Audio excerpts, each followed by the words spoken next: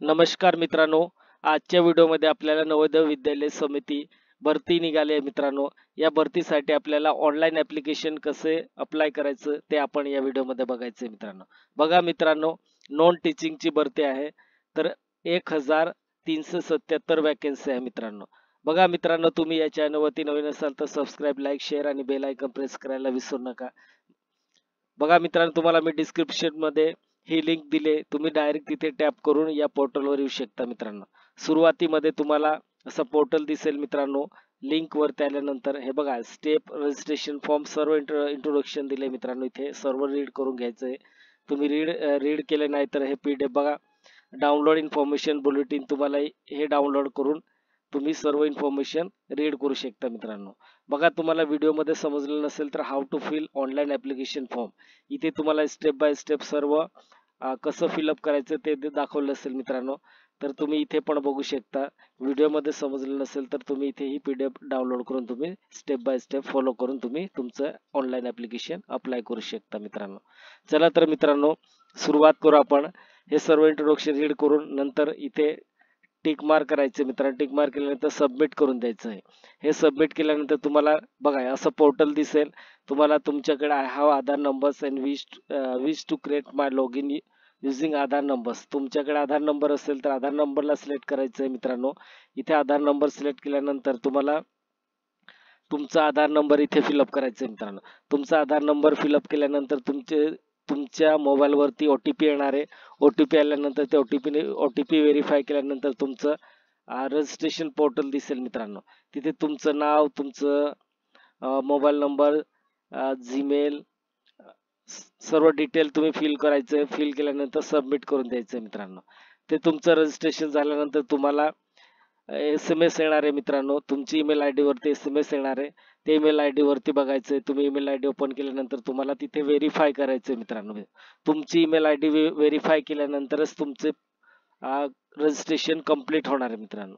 बघा मित्रांनो, ते व्हेरीफाय केल्यानंतर तुम्हाला काय करायचंय, तुमच्या मोबाईल वरती आणखी टेक्स्ट मेसेज मध्ये SMS येणार आहे. तिथे तुमचं युजर ID आणि पासपोर्ट तुम्हाला तिथे आलं असेल मित्रांनो. किंवा तुम्ही स्वतः तुमचं पासपोर्ट क्रिएट केलं असेल तर तुम्ही रजिस्ट्रेशन फिलअप करून तुमचं पासपोर्ट तुम्ही इथे फिलअप करू शकता. नाहीतर तुम्हाला डायरेक्ट तिथे मेसेजमध्ये पण पासपोर्ट दिलं असेल मित्रांनो. बघा मित्रांनो, नंतर तुम्हाला लॉग इन करायची. हे बघा, लॉग इन केल्यानंतर तुमचं रजिस्ट्रेशन नंबर आला असेल. रजिस्ट्रेशन नंबर इथे फिलअप करायचं. तुमचं पासपोर्ट इथे फिलअप करायचंय. नंतर कॅप्चा फिलअप करून द्यायचं मित्रांनो. हे बघा, कॅप्चा फिलअप केल्यानंतर सबमिट करून द्यायचं आहे. हे सबमिट केल्यानंतर तुम्हाला असं पोर्टल दिसेल तुमचं. बघा, आता हे मी ऑलरेडी ऍप्लिकेशन अप्लाय करून दिले, कम्प्लीट झालं ऍप्लिकेशन माझं, म्हणून असं दाखवतंय मित्रांनो. सुरुवातीमध्ये काय करायचं मित्रांनो, अप्लाय फॉर पोस्ट इथे टॅप करायचं आहे. हे बघा,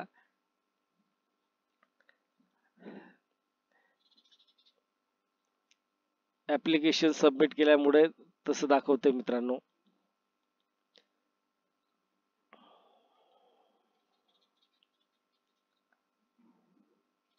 बघा मित्रांनो, अशी तुम्हाला शेवटी PDF येणार आहे.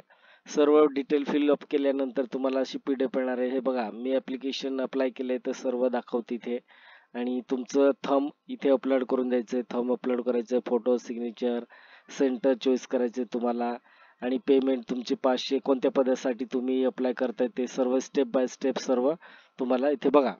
पर्सनल डिटेल तुम्हाला तुम्ही जेव्हा रजिस्ट्रेशन केलं असेल तेव्हा सर्व हे फिलअप केलं असेल, तुमचं नाव सर्व.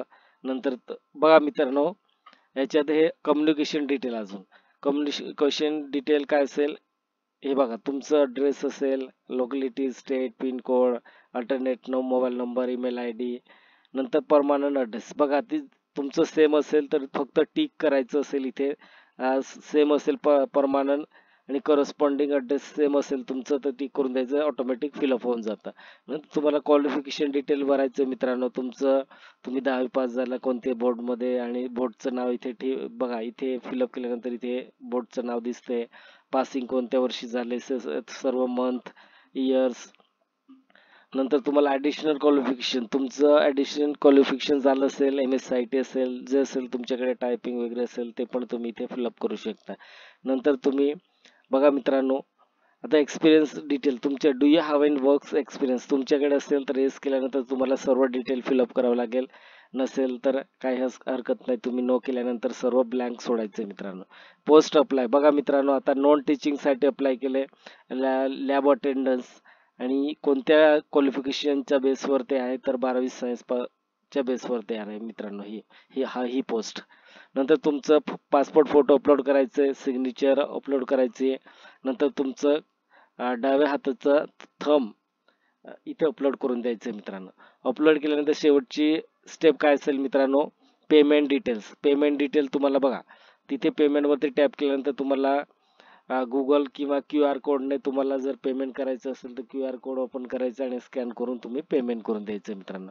आणि शेवटी ऑप्शन काय येणार आहे मित्रांनो, सबमिट बटन येणार आहे. सबमिट केल्यानंतर तुमचं ऍप्लिकेशन कम्प्लीट होऊन जाणार मित्रांनो. बघा मित्रांनो, मी ऑलरेडी फिलअप केलेलं होतं, त्याच्यामुळे ते ओपन होत नाही, म्हणून मी तुम्हाला सर्व ऍप्लिकेशन दाखवून दिले.